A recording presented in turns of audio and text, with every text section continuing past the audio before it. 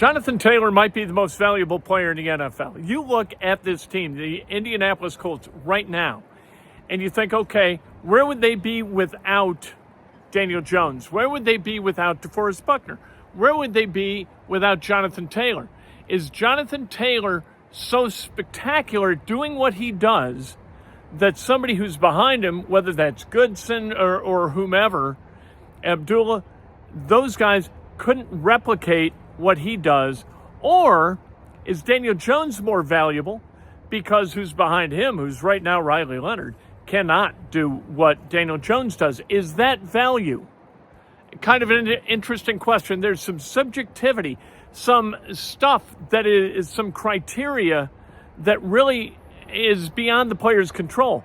But through 8 weeks in this season, if there's anybody in the NFL more valuable to his team than Jonathan Taylor, I'd like to see who it is. Here's Jonathan Taylor talking about a bunch of stuff, but in particular, his candidacy perhaps as a National Football League MVP. Well, Jonathan, would it mean something to win MVP? Of course. Such as? I mean, you're just talking about the guys who have won it before. I mean, I don't know anybody who wouldn't want to have that under their belt. Do you feel a little badge of running back at all? Like, if you look at the running back history, Adrian Peterson's the last one. Do you look at it as kind of carrying the torch for your position a little bit? Oh, for sure. I mean, those are legends, though. Those are guys who set the path for us. So we're just trying to follow along their footsteps to create a new path to finish it for the guys behind us to take it to new heights. Would you see this unobtainable? The fact that quarterbacks, I think, have won this award like 12 straight times. Does that feel weird? Does it feel like offensive player of the year is kind of like the ceiling for wide receivers and running backs like yourself, or is you still feel like there's a legitimate chance that you guys should win an MVP right here? You just have to do enough, and whatever that is, you let the chips fall where they may. But if you do enough, like guys in the past, they won it. JT, do you feel like running backs have maybe more respect around the league now than they did a couple years ago? I know when you were negotiating your contract, that was a thing for several running backs in the league that were trying to, I don't know, feel like maybe they weren't valued as much. But do you think that over the last couple of years, with some big running back years and what you're going through now, that maybe you feel more respected, not here in the building, but just around the league and around with fans of the league about what you've been able to accomplish? I definitely think guys around the league have been able to kind of disprove that narrative, but it's an ongoing battle, and we got to continue to put good tape on film, and I think that's something that we all try to do year in and year out, is try to put great tape on film, because ultimately it's us, like I said, continuing to pave the way, and then the younger guys behind us taking that to new heights as well. JT, you and Pitt have both had great starts to the season. How have you been able to elevate each other's games? I think it's just everyone playing unselfish, and we played unselfish before, but it's just you see it on tape. You see guys like Pitt, Alec busting their tails from backside to try and go and just get a piece of a guy on a block. You see the running backs burying their face, sprinting outside to try and carry one or two guys or get someone's eyes into the flat so that we can open and those guys up downfield. So I think when you have guys going all out on plays that are not even targeted towards them, that's when things get opened up to new heights. JT, obviously you've had a great year so far, but I was talking to Pitt after the game last week, and he said, like, it's like selfishly unselfish how they approach the offense. He was like, if I don't make the play, we got 5 other guys who can. So what is that like for you to be in an offense where, yeah, you want to be the guy to get the end zone, whatever, but like, all right, if I don't, we'll still score. It just might not be me, if that makes sense. Definitely, and I think it's about being efficient. Everyone wants to be elite on every single play. Everyone wants to execute their job at a high level. But if you could do that efficiently, I mean, you have a well-run, oiled machine, because similar to last week, I mean, the yards per carry, I mean, we're very, very efficient in the run game. So then that opens up the pass game, but then now they're able to be very, very efficient in the pass game. So you're just able to make the most of your opportunities. And I think when you have an offense that does that, it's very, very hard to defend. Hey, JT, next week is a little bit funky week, so I'm going to skip ahead if you'll indulge me for one quick second. You will see Bijan in Germany.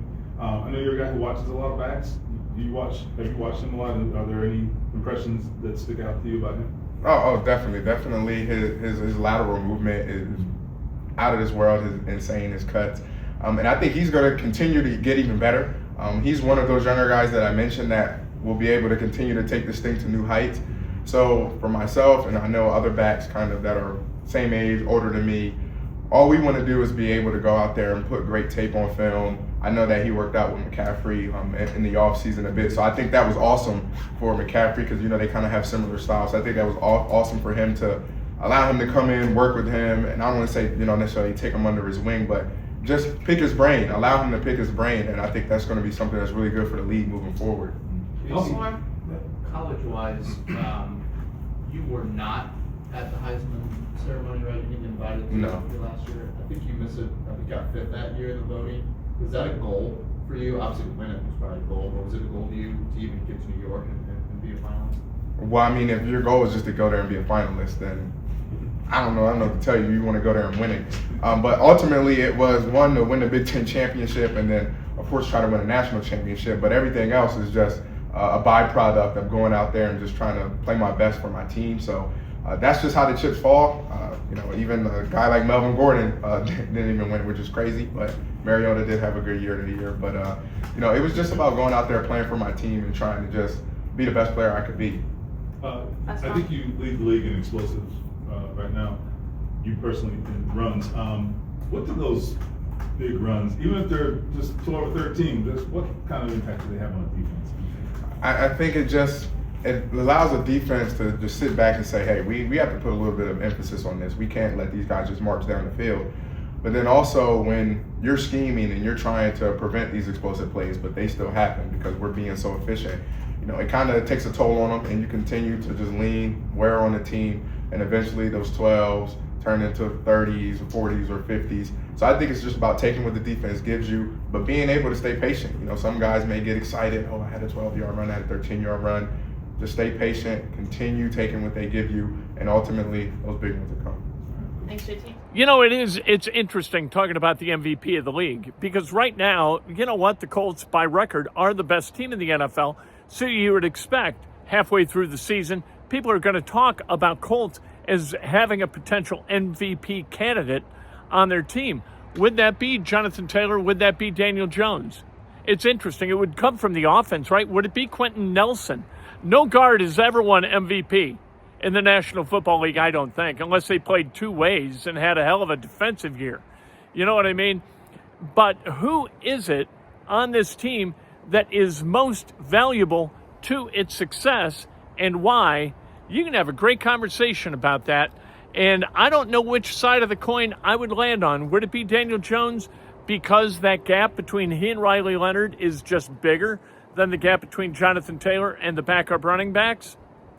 Who's more fun to watch? That one's easy. It's Jonathan Taylor. Does that make him the most valuable? You can have this conversation from a bunch of different perspectives. Right now, because we're talking about Jonathan Taylor, I'm going to side with Jonathan Taylor.